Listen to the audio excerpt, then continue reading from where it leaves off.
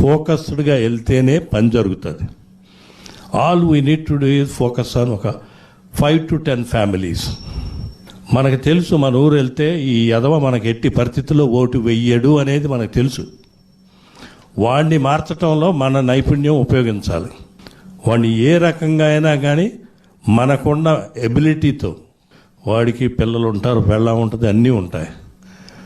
వాడి అవసరం ఏంటో తెలుసుకొని దానికి మనం ట్యూన్ చేసుకోగలిగితే డెఫినెట్గా ఒక ఫ్యామిలీ మారితే 4-5 ఓట్లు మారుతాయి. దట్ విల్ హ్యావ్ ఈచ్ కాన్స్టిట్యున్సీలో 1000 ఓట్లు మార్చగలిగినా కూడా మనం అంత దూరం నుంచి ఇక్కడికి వచ్చినందుకు న్యాయం చేసిన వాళ్ళం అవుతాం.